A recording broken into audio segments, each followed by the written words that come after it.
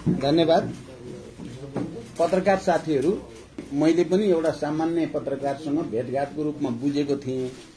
अहिले तपाईहरू बडो उत्साहको साथै भन्नु पर्यो, अलि व्यापक रूपमा नै उपस्थित हुनुभएछ, यो राम्रै कुरा भयो। मैले सुरुमा राख्दा नेपालको राजनैतिक प्रक्रियामा धेरै उतार चढावहरू हुँदै आएका छन्। हरेक पटक हामी सम्भावनाको एकातिर र अवसरको अर्कोतिर दोसाँधबाट अगाडि बढ्दै आएका छौं।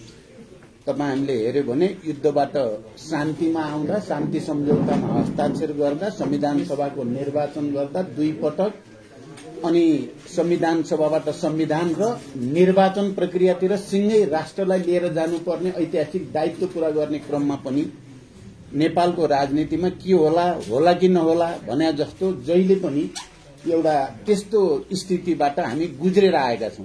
तपाईहरुलाई पक्कै अझ बढी सम्झना छ।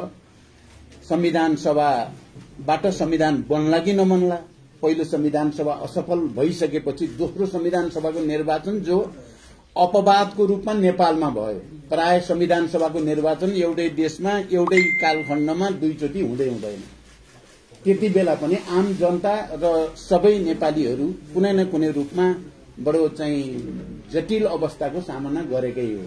संविधान बनिसकेपछि चुनाव होला कि नहोला, चुनाव भइसकेपछि फेरि सिंगै राष्ट्र तराई मधेस पहाड हिमाल सबै नै निर्वाचन प्रक्रियामा सहभागी होला कि नहोला, यस्तैबाट गुज्रिँदै हामी आयौं।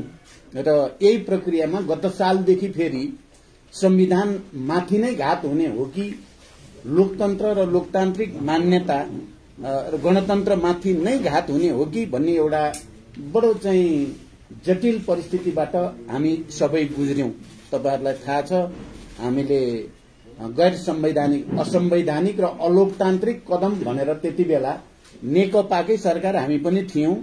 उसको कदम र त्यो सरकारको कदमका विरुद्ध हामीले आन्दोलन गर्नुपर्ने, पार्टी भित्रै पनि संघर्ष गर्नुपर्ने, पार्टी बाहिर पनि संघर्ष गर्नुपर्ने स्थिति बन्यो। र एउटा ठूलो अपेक्षा सहित अब देशमा सायद राजनैतिक स्थिरता हुन्छ र विकासले एउटा नयाँ गति लिन्छ भन्ने जो अपेक्षाको साथ वाम गठबन्धनलाई झण्डै 2/3 बहुमत जनताले मत दिएको थियो, त्यो पनि असफल भएर अब फेरि के होला भने जस्तो स्थितिबाट हाम्रो समाज गुज्रिन गयो। धेरै ठूलो जनताको बल, बुद्धिजीवीहरू, पत्रकार, हामी सबै नेपालीहरूले असंवैधानिक र अलोकतान्त्रिक कदमका विरुद्ध त्यसलाई प्रतिगमन भनियो, प्रतिक्रान्तिका विरुद्ध आन्दोलन पनि भनियो र सबैको जोड बलले अन्तत प्रतिनिधि सभा फेरि विघटित भएको पनि पुनर्स्थापित भयो। अब त केही होला भनेको केही महिना नबित्दै फेरि विघटन भयो। फेरि के होला भन्ने जस्तो स्थितिबाट गुज्रियो र हामीले एउटा नयाँ राजनीतिक गठबन्धन बनाउने लेभलसम्म आयौं।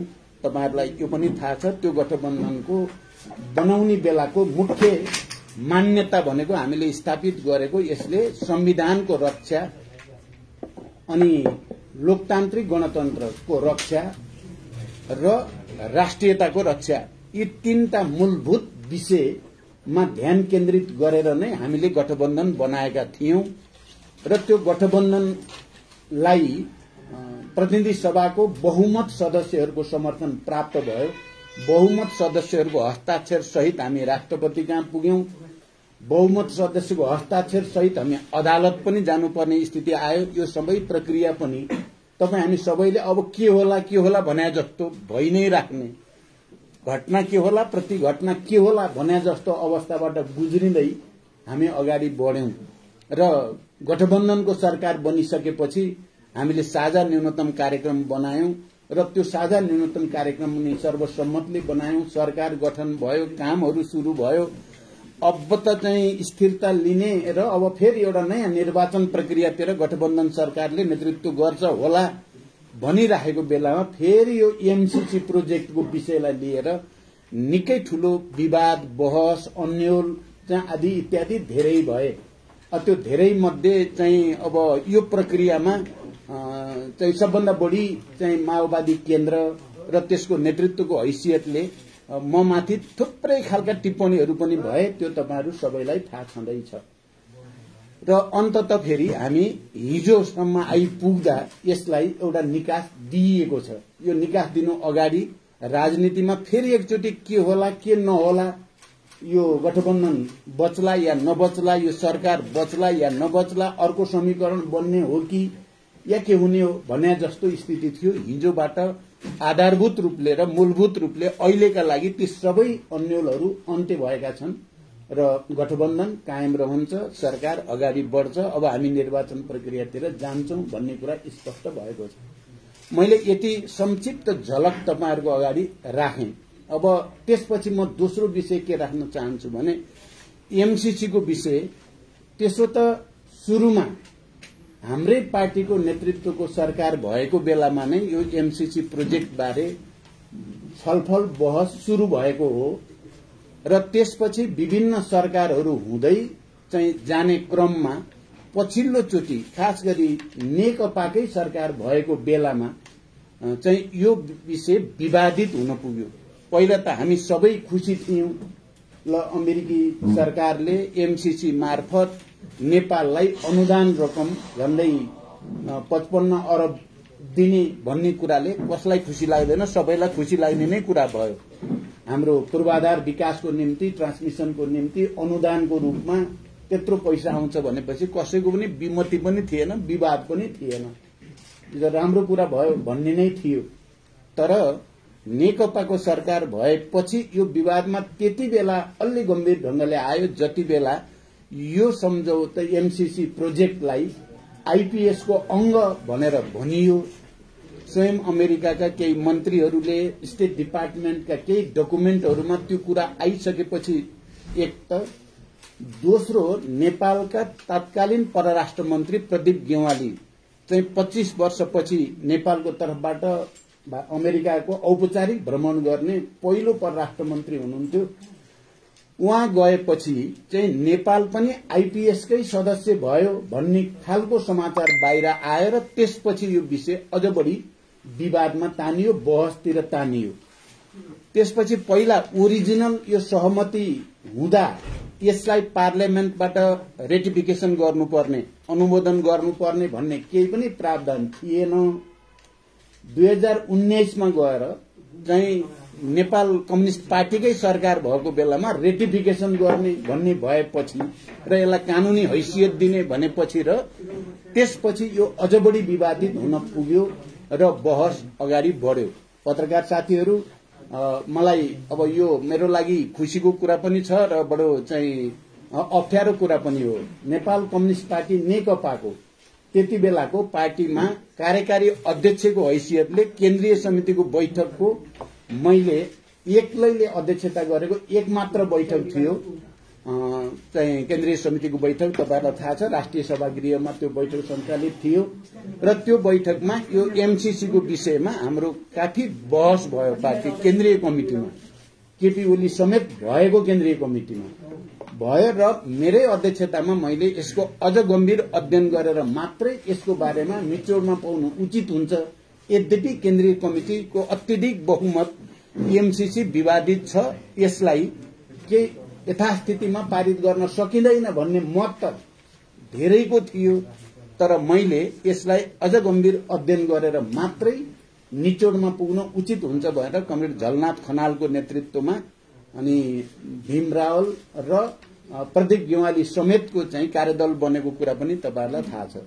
म यसकारण मैले यसलाई अलि बढी जोड दिन्छु कि मेरै अध्यक्षतामा बसेको केन्द्रीय कमिटिको बैठकले यो बारेमा पार्टीमा बहस गरायो र यसको बारेमा समुचित निष्कर्षमा पुग्नको लागि भनेर कार्यदल बन्यो र कार्यदलले आफ्नो ढंगले अध्ययन गरेर जो निचोड दियो त्यो निचोड यो एमसीसी प्रोजेक्टलाई खारेज गर्ने भन्ने त थिएन, होइन, तपाईहरुले थाहा पाइसक्नु भएकै होला।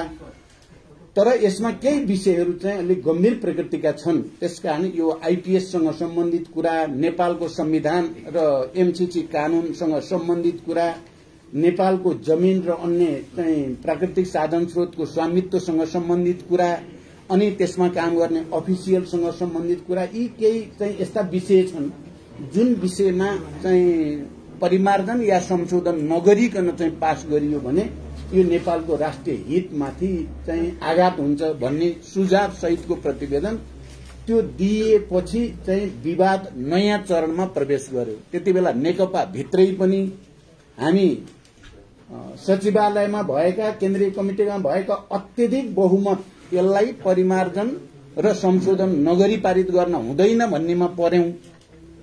प्रधानमन्त्री केपी ओली चाहिँ फेरि एज इट इज नै पारित गर्नुपर्छ भन्नेमा पर्नुभयो। उहाँ धेरै ठूलो अल्पमतमा हुनुहुन्थ्यो त्यतिबेला। 7 जनाको चाहिँ 9 जनाको सचिवालय त्यतिबेला नेतृत्वको टिम, त्यसमध्ये 7 जना चाहिँ यसलाई परिमार्जन र संशोधन गरेर मात्रै पारित गर्नुपर्छ भन्नेमा थियौं हामी। केपीजी र अर्को एकजना मात्रै, अहिले म नाम लिन चाहन्न, उहाँहरू चाहिँ होइन जसरी भए पारित गर्नुपर्छ भन्ने थियो। र यो बहस नेकपा भित्र पनि चल्यो, बाहिर समाजमा नै चल्यो, राजनीतिक दलहरूमा चल्यो, सबैतिर चलिरहेको बेलामा पहिलो चोटि मैले नै के एउटा कुनै प्रस्ताव हाम्रो पार्लियामेन्टबाट पारित गरेर संकल्प भनौं या अर्को कुनै नाम दिएको प्रस्ताव चाहिँ पारित गर्यो भने चाहिँ त्यसपछि एमसीसी प्रोजेक्टलाई अगाडि बढाउन सहज हुन्छ कि भनेर पहिला विचार राखेको मैले हो। पत्रकार साथीहरू, तपाईहरुलाई स्पष्ट होस् र आम जनतालाई पनि म प्रश्न गर्न चाहन्छु, मैले कुनै न कुनै प्रस्ताव पार्लियामेन्टबाट पारित गरेर यसलाई परिमार्जन भनौं या यसलाई स्पष्ट पार्ने गरी जान सकियो भने समस्या समाधान हुन्छ कि भने। तर त्यति बेला अहिलेका प्रधानमन्त्री शेरबहादुर देउवा प्रतिपक्षको नेता हुनुहुन्थ्यो। उहाँले चाहिँ यसलाई चाहिँ पारित गर्दा राम्रो हुन्छ भन्दाखेरि मैले कुनै प्रस्ताव पार्लियामेन्टबाट पारित गरेपछि चाहिँ त्यसले सहज हुन्छ कि भन्ने कुरा मैले गर्दा ल ठीक छ भनेर उहाँ सहमत हुनुभएको थियो। उहाँ प्रतिपक्षको नेता हुनुहुन्थ्यो। मैले त्यो कुरा राख्दा उहाँले ठीक छ ल संकल्प भनौं या अर्को केही भनौं, एउटा प्रस्ताव पार्लियामेन्टबाट पारित गरौं र एमसीसीलाई त्यसैसँगै एकैचोटि पारित गरौं भन्ने कुरा त्यति बेला भयो।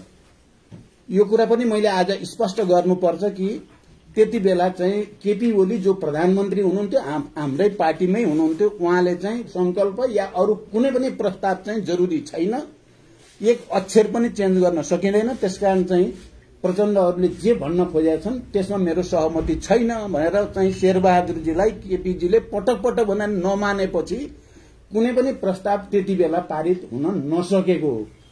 यो कुरा सायद बाहिर अहिलेसम्म आएको छैन। आज म तपाईहरुलाई प्रश्नसँग भन्न चाहन्छु, कुरा त्यहाँसम्म पुगेको थियो।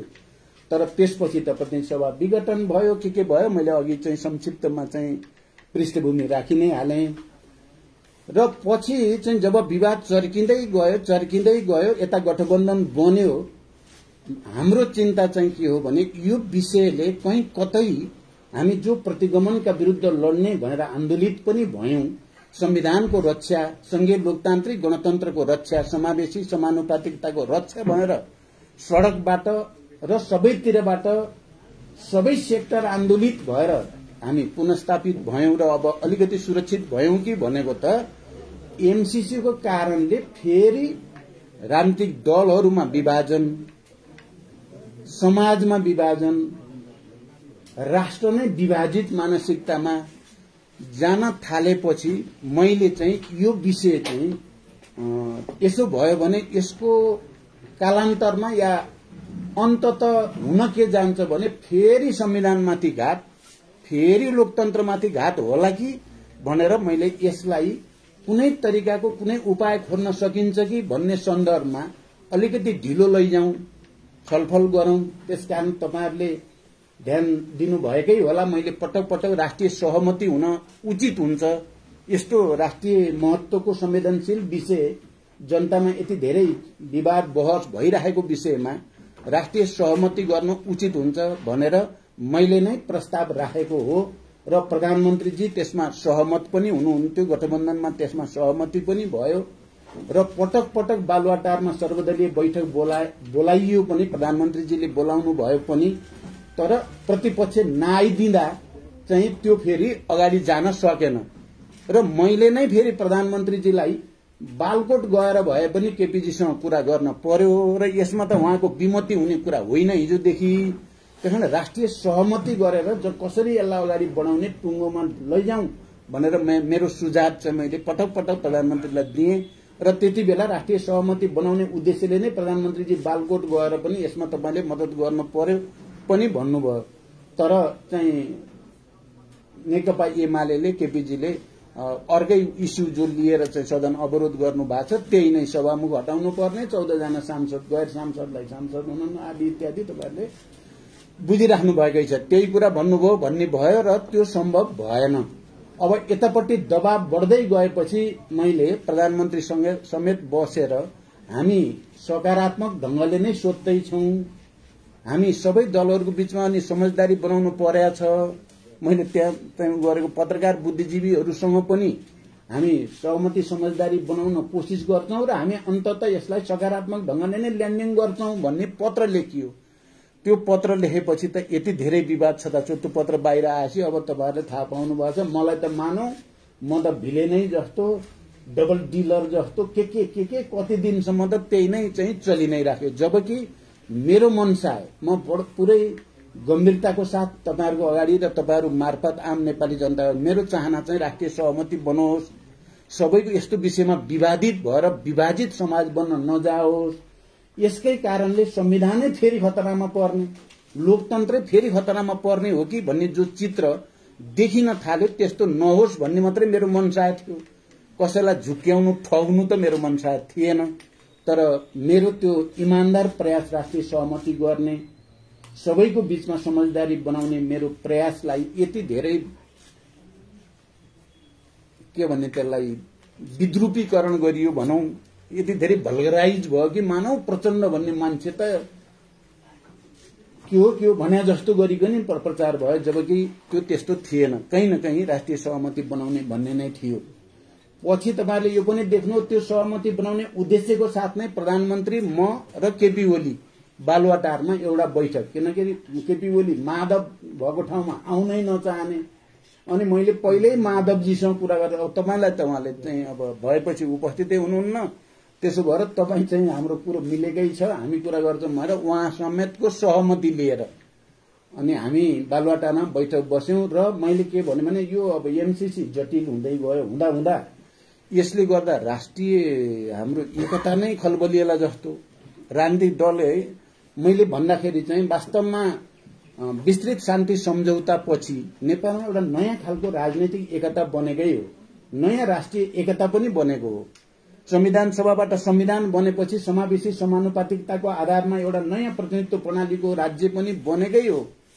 अब यो एमसीसी को कारणले नै यो भत्किने हो कि भन्ने चिन्ताले मैले त्यो दिन राखेको थिएँ 3 जना नेताको अगाडि 2 जना भनौं। मैले भने कि तपाईहरु दुवै पक्षको पहिले नै विदाउट रिजर्भेसन यो एमसीसी पास गर्ने, बिना शर्त पास गर्ने भन्ने हो। तपाईहरु 2 जना मिलेर पास गर्नुभयो भने हामीले चाहिँ हामी अलिकति विमतिवाला पर्यौं, बिना परिमार्जन बिना संशोधन हुँदैन भन्नेवाला हामी पर्यौं।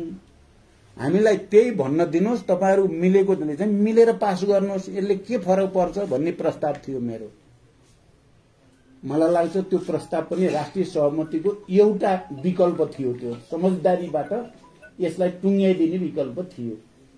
तर त्यसमा पनि सहमति भएन। खास गरी एमाले केपी ओलीजीको सदन नखुली हुँदैन, चाहिँ सांसद नहटाइ हुँदैन, सभामुख नहटाइ हुँदैन भन्ने एकहोरो रटले गर्दा यो समस्या सहज ढंगले समाधान हुने देखिएन। त्यसपछि अब सडकमा पनि आन्दोलनहरू चाहिँ देखि नै गयो, बढ्दै जान थाल्यो, विवाद पार्टीहरू भित्र पनि विवाद बढ्दै जान थाल्यो र अन्तिमतिर आउँदा मैले अब यसलाई टुङ्ग्याउनतिर लाग्दैछु। अन्तिमतिर आउँदा मेरो चाहिँ दिमागमा त के हुने भयो, मैले के चित्र देख्न थालेँ भने यो विषयलाई हामीले ठीक ढंगले ह्यान्डल गरिएन भने शान्ति सम्झौता पनि दुर्घटनामा पर्ने चित्र देखेँ मैले। धेरै ठूलो कुरा हो यो। शान्ति सम्झौताका बाँकी काम जो पूरा गर्नु छ हामीले त्यो नै दुर्घटनामा पर्ने खतरा, संविधान त डिरेल हुने खतरा। यो सरकार जाने अर्को सरकार आउने मात्रै हुने देखिएन। यो गठबन्धन टुट्यो भने सरकार एउटा थियो अर्को आयो मात्रै हुने देखिएन। धेरै चीज उल्टिने खतरा देखियो। त्यसो भएपछि हामीले भन्यो, हामीले त पोजिसन पहिला एउटा कुरा के भएको थियो गठबन्धन भित्र र प्रधानमन्त्रीजीसँग भने अब यहाँ त हाम्रो विमति रहिराखेकै छ एमसीसी बारे, त्यसकारण हामीले एउटा शब्द त्यहाँ प्रधानमन्त्रीजीले र मैले प्रयोग गरेका थियौं र त्यसमा भएको थियो एग्री टु डिसएग्री गरौं, गठबन्धन पनि नतोडौं, तपाईहरु विपक्षमै मत, हामी त विपक्षमा मत हाल्ने भनेका थियौं हामीले, तपाईहरु विपक्षमै हाल्नुस् हामी पक्षमा हाल्छौं, जिते जिते ठिकै छ, हारे पनि ठिकै छ, गठबन्धन चाहिँ नतोड्ने भन्ने एउटा जेन्टलम्यान एग्रीमेन्ट जस्तो भयो। शब्द प्रयोग गर्यो एग्री टु डिसएग्री, असहमत हुन सहमत हुने भन्ने गरेर उठियो। तर यो चीज त्यति सजिलो थिएन, यो चीज त्यति सजिलो थिएन। एक दुई दिन त हामीले त्यसलाई प्र्याक्टिस गर्न सकिन्छ कि भनेर कोसिस गरियो, तर त्यस्तो भएन। बरु अब फेरि त्यो कता अगाडि बढ्यो भने गठबन्धन तोड्ने, अर्को समीकरण बनाउने, सरकार बदल्ने आदि इत्यादितिर चाहिँ अगाडि बढ्न थाल्यो। बढेपछि चाहिँ यो त फेरि चिन्ताको विषय, फेरि उही पुरानो ठाउँमा जाने खतरा आइसकेपछि हाम्रो पार्टीमा भएका छलफलहरूमा मैले प्रस्ताव राखेँ कि उपाय खोज्नुपर्छ है, हामीले एकहोरो चाहिँ भनेर सम्पूर्ण यो प्रक्रियालाई दुर्घटनामा जाने खतरातिर धकेल्न सकिँदैन। सकारात्मक केही उपाय छ भने हामीले त्यतापट्टि सोच्नुपर्छ भनेर मेरो दिमाग अब कहाँ गयो, अघिको कुरालाई यहाँहरूले सम्झिनु भयो होला। एउटा प्रस्ताव पारित गरौँ पार्लियामेन्टबाट भन्ने मैले पोहोर सालै जे भनेको थिएँ, मेरो क्लिक अब त्यहाँ भयो, त्यतापट्टि एउटा प्रस्ताव केही हुन्छ कि भन्ने भयो। यही क्रममा चाहिँ हाम्रा पुराना एकजना कर्मचारी, तपाईहरुले नै चिन्नुहुन्छ, धेरै समयसम्म परराष्ट्र सचिव हुनुभएको, सार्कको महासचिव पनि हुनुभएको थियो सचिवालयको, डाक्टर अर्जुन बहादुर थापा, उहाँसँग भेटियो र केही उपाय हुन सक्छ भन्ने छलफल गर्दा उहाँले थोरै उपाय मलाई बताउनु भयो। त्यति बेला म झलनाथ खनाल र नारायण काजी सँगै थियौं र हामी सँगै बसेर उहाँको कुरो सुन्दै जाँदा थोरै इनलाइटन जस्तो हुन्छ नि, यहाँनिर रहेछ है चाहिँ बाटो छिर्ने बाटो, उहाँले बताएको अरू लामो त अहिले मैले भन्नु पर्यो नि, तपाईहरु बुझिराख्नु भएकै छ। उहाँले मेनली के बताउनु भयो भने माने अन्तर्राष्ट्रिय कानूनको, उहाँ गोल्ड मेडलिस्ट पनि हुनुहुँदो रहेछ र धेरै वर्ष गर्दाखेरि बुझ्नु, अन्तर्राष्ट्रिय कानूनको र दुई देशको बीचको शान्ति के अरे सम्झौता सन्धि ऐन अन्तर्गत आउने कुराको हकमा जेनेभा कन्भेन्सन अथवा के अरे जेनेभा भन्न आयो, भियना कन्भेन्सन अनुसार चाहिँ एउटा पक्षले आधिकारिक ढंगले त्यस्तो व्याख्यात्मक घोषणा गर्यो पार्लियामेन्टबाट भने त्यसको कानूनी मान्यता हुन्छ, अर्को पक्षले मान्न पर्छ, इन्टरनेशनल कोर्टमा पनि त्यो मान्यता प्राप्त हुन्छ भन्ने कुरा र यही एउटा उपाय हो भनेर उहाँले बताउनु भयो र हामीलाई कहीं न कहीं उज्यालो देखिया जस्तो, यसको समस्या अब समाधान हुने ठाउँतिर गयो भने जस्तो भयो। लगत्तै पछि हाम्रो फेरि लेफ्ट बुद्धिजीवीहरू, कानूनविदहरूसँग पनि कुरा भयो, खास गरी गोविन्द बन्दी यो सम्बन्धी इन्टरनेशनल ल सम्बन्धी उहाँको पनि अलि राम्रै दखल छ। उहाँले पनि यो चाहिँ बाटो छ, भियना अभिसन्धि अनुसार यसो गर्न सकिन्छ भनेर उहाँले अलि विस्तारपूर्वक पनि बताउनु भयो, त्यहाँ पनि देखियो। त्यही क्रममा गगन थापाहरू पनि यो विषयमा लागिरहेको पनि थाहा पाइयो र त्यहाँ पनि कुरा गरियो। गरेपछि यसलाई बिना शर्त जस्ताको तस्तै यथास्थितिमा सम्झौता अनुमोदन गर्न नपर्ने एउटा घोषणा सहित गर्दा त्यसले कानूनी मान्यता प्राप्त गर्ने रहेछ। यो महाकालीमा गरे जस्तो संकल्प हुने रहेनछ। यहाँ कतिले महाकाली जस्तै हो, यो केही नै होइन भन्ने छन्, त्यो होइन रहेछ भन्ने भएर यहाँ मलाई एकजना चाहिँ विद्वान चाहिँ कानून व्यवसायी भनौं या चाहिँ अधिवक्ताले मलाई एउटा चिठी दिनुभयो र यसले मेरो लागि चाहिँ निकै ठूलो मनोबल यसले दियो मलाई। यो तपाईहरुले चिन्नु पनि हुन्छ, के अरे डाक्टर सूर्य प्रसाद सुवेदी भन्ने जो लन्डनमा बस्नुहुन्छ र ख्यातिप्राप्त अन्तर्राष्ट्रिय लयरको रूपमा हुनुहुन्छ। उहाँ इन्टरनेशनल लकै उहाँ चाहिँ एउटा विद्वान हो, चाहिँ स्थापित व्यक्तित्व हो जसलाई विश्वका विभिन्न देशले बोलाउँछन् उहाँलाई। एउटा नेपालीको छोरा भए पनि उहाँ ख्यातिप्राप्त हुनुहुन्छ। उहाँले मलाई सुझावको रूपमा मेरै नाममा चिठी लेख्नु भएको छ, यो कन्फिडेन्शियल भनेर। यो चिठी छ तपाईको 4 पेजको यो 4 पेजको चिठीले चाहिँ पुरै कन्फिडेन्स दिन्छ कि यो एमसीसीलाई यथास्थितिमा पारित नगर्ने कानूनी अन्तर्राष्ट्रिय रूपले मान्यता प्राप्त कानूनी बाटो छ्याङ्ग पार्नु भएको छ उहाँले। यो छ, यसो गर्यो भने चाहिँ मतलब अर्को पक्षले पनि मान्न पर्छ, एक्सेप्ट गर्नुपर्ने हुन्छ। गरेन भने स्वतः खारेज हुने ठाउँमा पुग्छ, त्यो प्रोजेक्टै खारेज हुने ठाउँमा पुग्छ भन्ने कुरालाई उहाँले कानूनी रूपले, यो पोलिटिकल भन्दा नि कानूनी रूपले त्यो कुरा क्लियर गरेपछि अनि मेरो चाहिँ कम्तीमा पनि मैले जसले पौरदेखि अलिअलि उपाय केही छ कि पार्लियामेन्टबाट प्रस्ताव पास गरेर भन्नेवाला परेमा पहिलो। अहिले रामचन्द्र पौडेलले हिजो पनि भन्नुभयो हाम्रो गठबन्धनको बैठकमा, तपाईले हो नि यो सुरु गरे त भन्नुभयो। हो त म त राष्ट्रिय सहमति बनाउने कसरी होला भन्ने चिन्ता हो, सबै चिज उल्टिने हो कि भन्ने चिन्ताले हो भने मैले। र यो भएपछि हाम्रो पार्टीको चाहिँ लिडरसिपका चाहिँ सिनियर लिडरहरूको बैठकमा मैले यी सबै तर्कको आधारमा अब दायाँ बायाँ गर्न हुँदैन, देशलाई दुर्घटनामा जान दिन हुँदैन। अब हामीले एउटा इन्टरप्रिटेटिभ चाहिँ डिक्लेरेसन अथवा व्याख्यात्मक घोषणा सहित एमसीसीमा जोडेर एकैचोटि पारित गरियो भने त्यो त्यसको अङ्ग बन्छ। त्यही बीचमा फेरि केही साथीहरूले अमेरिकन दूतावासमा गएर कुरा पनि गर्नुभयो, यो एक्सेप्ट हुन सक्छ भन्ने संकेत पनि आयो। त्यो संकेत आइसकेपछि र यसको सबै चाहिँ लिगल चाहिँ परिस्थितिहरूको चाहिँ विचार गरिसकेपछि हाम्रो पार्टीमा हामीले यसलाई अब यो घोषणा सहित पारित गरिदिनुपर्छ भन्ने निर्णय गरियो। यद्यपि केही साथीहरूको विमति रह्यो, तपाईहरुले थाहा पाइराख्नु भएकै छ। त्यसपछि तुरन्तै गठबन्धनको बैठक बसियो र हिजो बेलुकासम्म आउँदा यो पारित भयो। र मलाई चाहिँ र हाम्रो पार्टीलाई, किनकि म शान्ति सम्झौताको एउटा हस्ताक्षरकर्ता हुनुको नाताले संविधान सभाबाट संविधान बनाउन धेरै नै मेहनत गर्ने एउटा पात्र हुनुको नाताले पनि संविधान बनिसकेपछि निर्वाचन गराउन तराई मधेसदेखि सबैलाई चाहिँ एक ठाउँमा ल्याउन धेरै मेहनत गरेको पात्र हुनुको पार्टी हुनुको नाताले र अहिले फेरि राष्ट्रिय सहमति भत्किन्छ कि भन्ने चिन्ताको साथ मैले कहिले चिठी लेखेर हुन्छ कि कहिले के गरेर हुन्छ कि भनेर भन्दै गरेको नाताले पनि हिजो यो पारित भएपछि म निकै खुसी छु। देश दुर्घटनाबाट बच्यो, संविधान बच्यो, गठबन्धन बच्ने कुरा त त्यति ठूलो मान्दिन म चाहिँ। संविधानै, किनभने पोहोर साल त हामी त्यही हो नि, अब त्यही प्रवृत्तिहरू एक ठाउँमा जाने स्थिति बन्यो भने त अप्ठ्यारो आउँछ।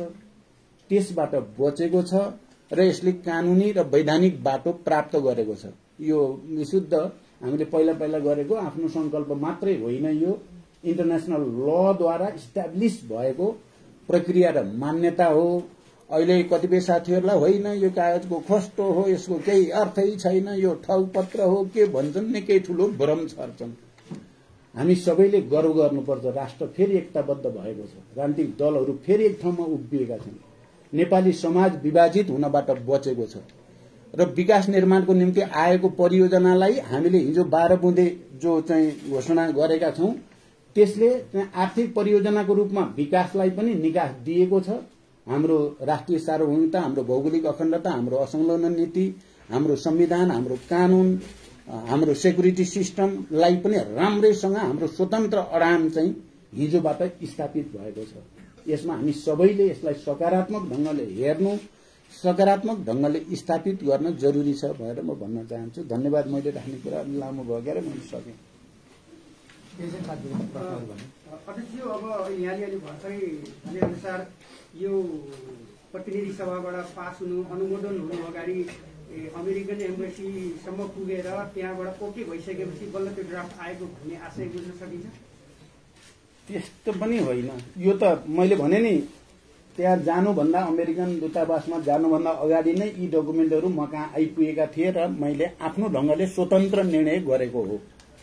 गरेपछि यसलाई अमेरिकाले पनि एक्सेप्ट गरिदियो भने राम्रो कुरा हुन्छ भनेर पछि गइया हो र त्यसलाई अमेरिकाको पनि सकारात्मक आएपछि त झन् राम्रो कुरा भयो। भनेपछि अब तपाईको पार्टीको देव गुरुङहरू, नारायण श्रेष्ठज्यूहरूले जुन प्रतिक्रिया जनाइराख्नु भएको छ यस सम्बन्धमा तपाईको भनाइ के छ? देव गुरुङजीको अहिले त्यस्तो केही नेगेटिभ छैन। उहाँ पार्टीको जे निर्णय हो त्यसलाई इमानदारीका साथ पालन गर्नुपर्छ भन्ने ठाउँमा आइसक्नु भएको छ। पहिला उहाँका अलिकति भनाइहरू थिए उहाँले एक खालको, तर गुरुङजीको अहिले कहीँ कतै नेगेटिभ टिप्पणी छैन। हिजो तपाईहरुले देख्नुभयो हाम्रो संसदीय दलको बैठकमा या चाहिँ सदनमा पनि उहाँले पुरै गम्भीरताको साथ पार्टीको निर्णय कार्यान्वयनमा लाग्नुभयो सक्रियतापूर्वक। उहाँको होइन अब नारायण काजी कमरेडले राख्नुभयो, हामीले त्यति बेला भनेको अब तपाईले मतभेद राख्ने अधिकार त हुन्छ पार्टीमा, सबै एकै मत हुनुपर्छ भन्ने छैन। मैले भने तपाई विचार राख्नुहोस्, त्यसलाई सम्मान गरिन्छ। केन्द्रीय समितिको बैठक आउँदैछ, केन्द्रीय समितिको बैठकमा तपाईले व्यवस्थित रूपले राख्नुहोस्, त्यसमा पनि केही आपत्ति हुँदैन, म सम्मानै गर्छु। मैले पनि अस्तिसम्म चाहिँ यो बाटो चाहिँ पुरै क्लियर नहुँदासम्म चाहिँ समस्या हुन्छ भनेकै हो, तर अहिले म चाहिँ छ्याङ्ग भएको छु। यो राम्रो चिज हो भन्नेमा तपाईको छ भने राख्नु, बाहिर चाहिँ नबोल्नुहोस् भन्ने भएको थियो, तर उहाँ बाहिर जानुभयो, उहाँलाई लाग्छ अब यो भनेपछि चाहिँ सबै भयभरका कार्यकर्ता मैतिर केन्द्रित हुन्छन् भन्ठान्नु भयो होला, जनता जति हर्रै मैतिर आउँछन् भन्ठान्नु भएको होला, तर उहाँले चाहिँ त्यसो नगर्नु राम्रो हुन्थ्यो। अझै पनि मैले के भने तपाईँ चाहिँ केन्द्रीय समितिमै व्यवस्थित रूपमा आफ्नो विचार राख्नु, बाहिर राखेर यो यसमा चाहिँ यसको एमसीसीको विरोध गर्ने बित्तिकै सबै जनता एकतिर आउने भयो त हाम्रो चाहिँ बिचरा चाहिँ प्रेम सुवाल लगातार मुर्दाबादका मुर्दाबाद गर्नुभएको छ। नेपाल पुरै चाहिँ त्यहीँ जान पर्ने, अरू छन् नि मुर्दाबादका मुर्दाबाद भन्ने जति त सबै उतै लाग्न पर्ने, त्यस्तो हुँदैन।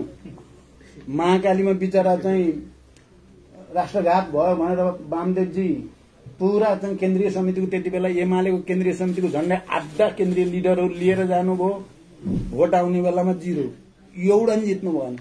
त्यहाँ कोही सेन्टिमेन्टमा आउनु पर्ने आवश्यकता छैन भन्ने हो मेरो। तर अब कसैलाई चाहिँ अब त्यही बाटो हिँड्न मन लाग्यो भने त कसले रोक्न सक्छ र? राजनीति त भोलिन्टियर कर्म हो नि, यो जबरजस्ती कसैले कसैलाई बाध्य पार्ने कुरा हो।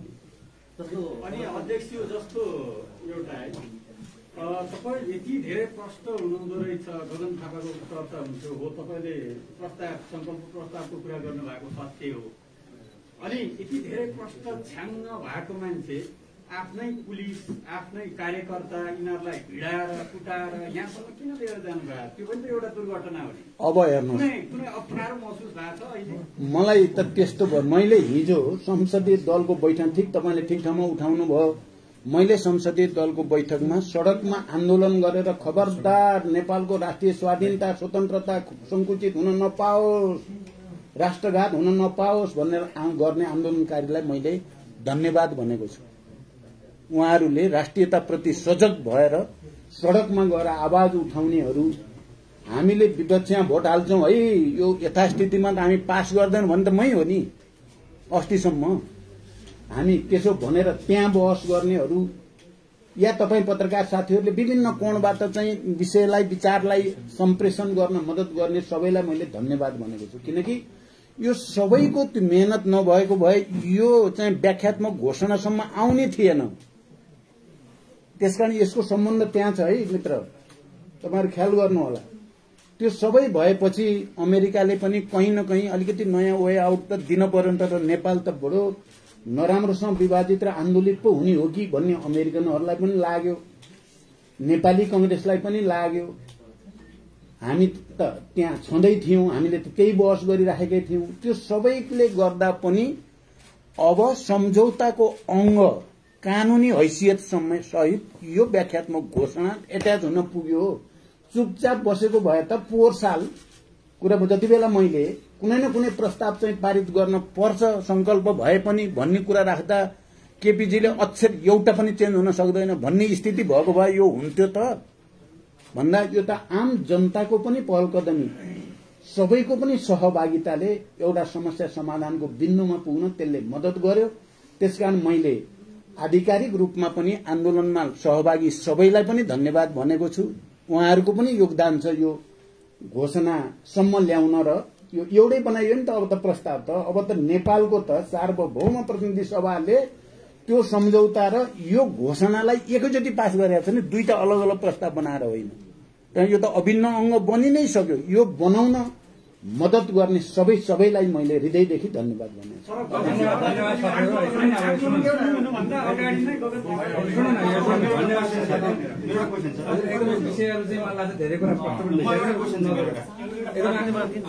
भियेना कन्भेन्सनमा अमेरिकाले हस्ताक्षर गरेको छैन। अमेरिकाले हस्ताक्षर चाहिँ गरेको छ, अमेरिकन कांग्रेसले पास गरेको छैन मात्रै हो। भियेना कन्भेन्सन हस्ताक्षर गरेको छैन भन्ने सत्य होइन। भियेना कन्भेन्सनमा अमेरिकाले हस्ताक्षर गरेको छ, कांग्रेसले स्वीकृत गरेको छैन। विषयमा पनि अलिकति जोडे थोरै एक प्रकारले सन्धि नै होइन भन्ने पनि गरेका छन्। तपाईँको अहिले त्यहाँ साकेतको रहस्यमय कुरा छ। रहस्यमय छैन, सिधै छ। तपाईँहरूले भन्नुहुन्छ भने म खुर्र पढ्दिन नि सक्दिनँ। पढ्दिनु भन्दा पनि त्यसमा चाहिँ नेपालबाट परराष्ट्र मन्त्रालय हुँदै पठाएपछि चाहिँ त्यसले अमेरिकाले एग्री गरेको देखाउनु पर्ने अथवा त्यो प्रकारको सुझाव तपाईँले दिनु भएको छ कि छैन, त्यो पेपरमा के छ भनेर मैले रहस्यमय भन्न खोजेँ। होइन, त्यो केही रहस्यमय छैन। यो चाहिँ गर्नै पर्छ भन्ने छ। अर्को पक्षले पनि त्यसलाई स्वीकार गर्ने नेपालले गरेपछि पुग्यो होइन, उहाँ अर्को पक्षले नि गर्छ, गर्नै पर्छ त्यो कन्भेन्सन अनुसार। गरेन भने एमसीसी खारेज हुन्छ। हिजो अर्थमन्त्रीले बोलिसक्नु भयो नि, यति प्रष्ट छ क्या कुरा पत्रकार साथीहरू। अब तपाईहरुले चाहिँ कमसे कम आजको यो तपाईहरुको यो विस्तृत भेटघाटपछि म माथि अनावश्यक लान्छना र मैले नै बिगार्यो क्यारे भने जस्तो भएकोलाई प्लिज क्लियर गरिदिनुस्। यो देशको लागि, राष्ट्रको एकताको लागि, संविधानको रक्षा र लोकतन्त्रको रक्षाको लागि। धन्यवाद।